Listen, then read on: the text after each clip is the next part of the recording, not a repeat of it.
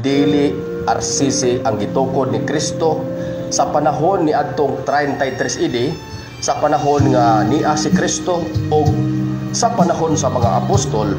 Walay RCC nga gitukod ni Kristo. Way mabasa sa Biblia.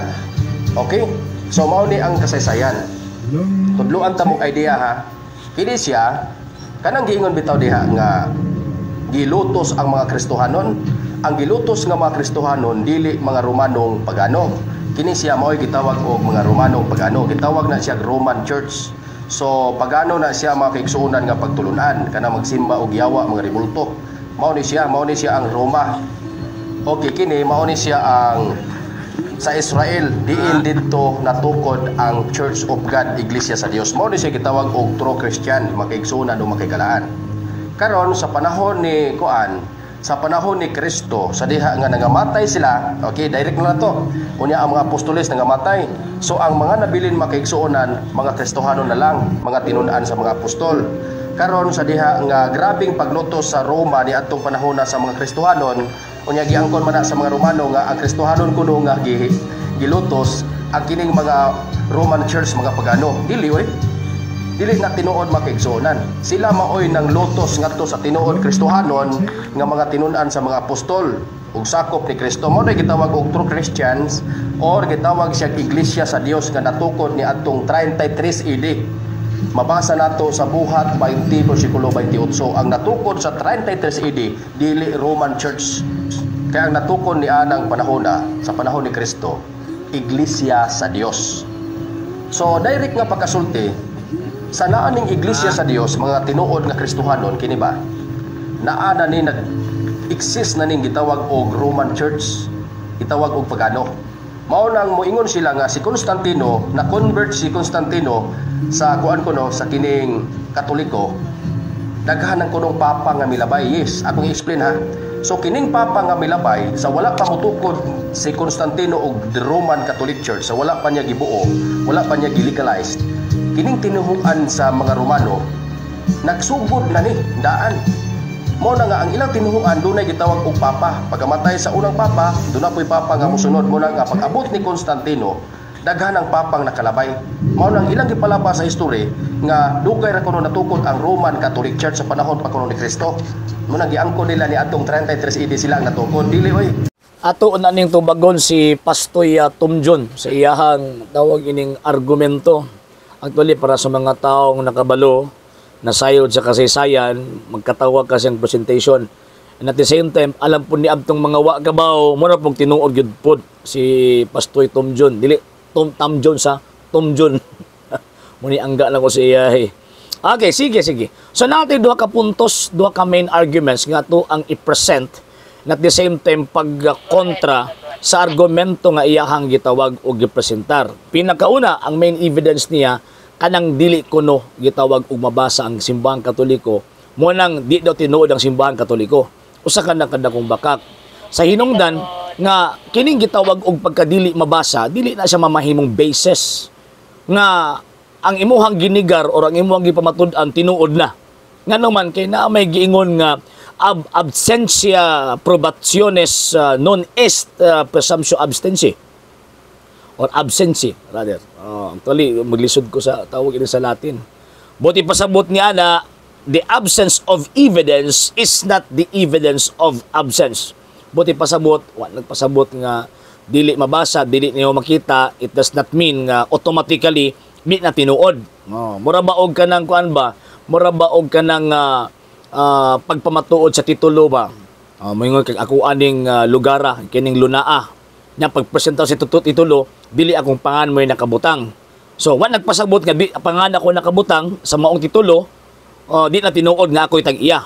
Nga naman kay naka-acquire ko, nakapossess ko sa maong gitaog properties by way of kanang sumusunod. Ears ka ba kung baga, di ba? So ingon ana mga sir. So, unsa may supporting evidence nga ako agyon ni bisa pagdili na mao ako pangalan nga nakabutang si tulo. So, ang birth certificate nga naa ko'y connection sa pangalan nga nakabutang ni anang maong gitawag og titulo. So mo ni buti pasabot nako nga the absence of evidence is not the evidence of absence. So not automatically nga di na tinuod tungod kay di niyo makita ang ebidensya o di nimo mabasa letra por letra. And at the same time, sa gitawag og lohika na, gitawag na siyang fallacy of argumentum ad ignorantiam.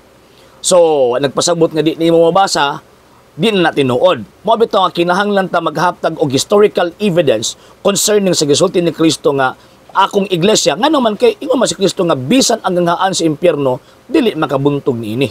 So, but pasabot from the time of the foundation nga gitukod ni Kristo ang maong iglesia until now, wala na mawala ang maong gitawag og ebidensya.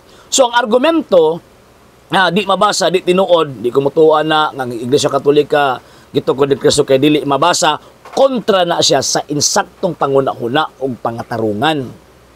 So, mo na nga, di na pwede magamit imong argumento toy nga ang Iglesia Katolika di tinuod nga iyan ni Kristo tungod kay sumapa nimo di mabasa o di lang kay ikaw apil po ning mga migo nato nga gitawag og mga sulpot. Okay. Second argument. Katong ingon niya about gitawag og history. History na kuno to. Pero ingon pa niya tagaan tamog idea. Idea nya pagkahuman ng atong istoryahan facts. So buti pasabot ang ipakao ni Pastoy sa iyahang mga membro katong mga nituo niya ang iyang idea. Dili kadtong gitawag og facts og ang maong idea niya supak pagyod sa facts. O tanawa ra yung supak sa facts. Kanang idea nga supak sa facts nga iyahang gitawag og represent. Ingon pa niya ang naglutos daw sa mga Kristiyano kaniadto kadtong gitawag og Roman Church kay mga pagano daw kuno to. Asa man ka nakakita o nakabasa sa kasaysayan nga ang Roman Church giila siya as gitawag og pagan. Pag ingon gani og Roman Church according sa ang kasaysayan ng daigdig nga tawag ang textbook nga gipagawa sa Department of Education, pag mayon gani Roman Church mao na ang diocese nga kung diin gitukod ni San Pedro sa unang siglo. Dili na ang pagan Rome, lahi man ang pagan Rome o ang Roman Church, and at the same time ang pagan religion dili siya matawag nga church. Kaya for the first 1,000 years, there is only one church ang gisgutan sa Biblia ug sa kasaysayan. And that church, mao ng iglesyang gitukod ni Kristo, nga mao ng simbahang Romano-Katoliko. O, diha palang daan, palpak na katoy. Number 2, ingon pa niya, ang nag-persecute daw kuno, gitawag og mga pagano. Yes, correct. Ang nag-persecute mga pagano, pero wala sila gitawag og faith concerning Christian faith. So nganong si Constantine na convert pa man sa Christian faith kung ang tawag ining Roman Church usa pagkapagano? Ngano na convert pa man siya? I-convert niya iyang kaugalingon nga mo na yung gituuhan kaniadto. Iyaga. So paghihapon sa gitawag og loyka ug insaktong gitawag og pangatarungan. So the fact na si Constantino na convert buti pasabot ang iyang faith kaniadto iyang gibiyaan o gihangop niya ang bag-ong pagtuo nga dili mooy pagtuo sa pagan Rome kaniadto. Ana ba? Pabato kung ato ang bantayan si Pastoy, nagkuan siya kanay bitong naglibog siya unsaon pag sumpay ang iyang story dito sa history. Nga pa niya iglesia sa Dios ang gitugod. Wa mo ko supak ana. Kay one of the descriptions na sa iglesia ang gitugod ni Kristo, Church of God, Church of Christ, Church of the Gentiles, the Christian Church, the one Church, the Catholic Church, the Holy Church. More man ang iglesia ha. And that church, Acts chapter 20 verse 28, gipanguluhan ng mga obispo. Wala panguluhi og mga pastoy-pastoy nga nimbuto lang after 16th century.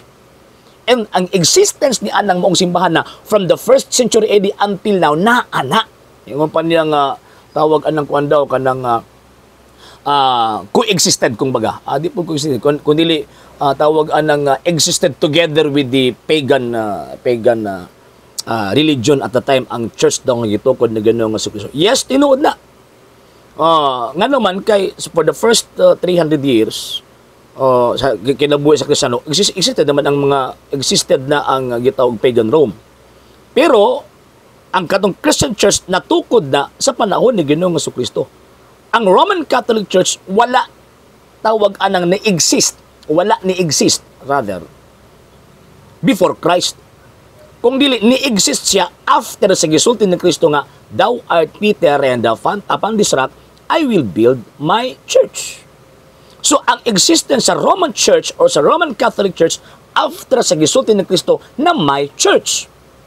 Dili kay nga pa niya gilutos daw sa pagan Rome. Ang Israel wala ko naglutos, kakabasag kasaysayan. Mabantog ba ito nga niabot sila og Roma, nga naman kay ang pinakaunang milutos nila ang Israel. 5 years after si Kristo namatay, pag abot og 37 AD, gilutos, mabata ang nangulo anak pinakauna San Pablo, Saulo ka ni Adto. Sa pastoy, ni kabasag tawag ining kasaysayan.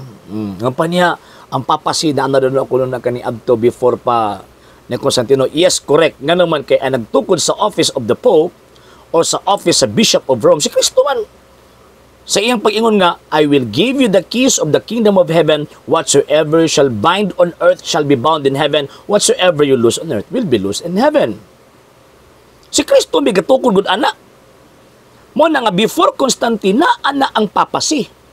Naana ang tawag in nangulo sa iglesia ang iyang gitukod. Kaya ingon gud niya, ako magauban kaninyo kanunay hangtod sa katapusan sa kalibutan. Ana ba? O, di ba? Karon ingon pa niya, giligalize sa Constantino ang tawag ining katulog ko nung Roman Church. So kung tinuod pag yun nga pagan ang Roman Church, kanong iha pa mang illegalize? Nga legal naman sa panahon Constantino ang pagan religion.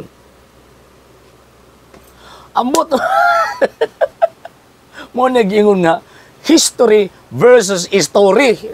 Wala nga, may kinis pastoy, basta kadang bitong way hanaw ang naminaw, pero katong mga taong nagtuon na makita gyud ang bot-bot ni Pastoy Manatoy. Ayaw gyud pamutbot. Kay damor mo nga mamutbot, damor gyud mo maulawan sa mga tao kung ipadayag na ang kamatuoran sa kadaghanan. Okay?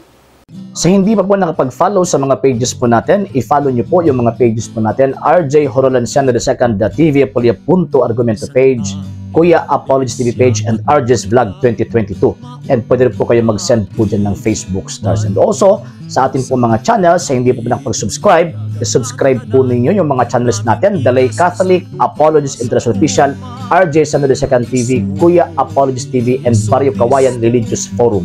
And pwede rin po kayo mag-send po dyan ng super sticker, super chats, and super thanks. And maraming salamat po sa mga kapatid at mga Katoliko na ulis pong tumutulong sa programa po natin. Maraming salamat po. Nang dahil po sa tulong at suporta po ninyo, ang programa pong ito, until now, andito pa rin po sa social media. And until now din po, nangangailangan pa rin po tayo sa tulong at suporta po ninyo dahil wala po kami magagawa rito mga sir, mga ma'am, kung wala po yung tulong at suporta po ninyo. Sa gusto pong tumulong, sa gusto pong sumuporta, pwede po ninyong ipadala ang tulong at suporta po ninyo sa pamamagitan po ng ating mga account numbers dyan po sa ating pong screen. And pwede niyo po kaming i-message sa ating pong page kung via remittance po yung papadala po ninyo. Maraming salamat po in advance.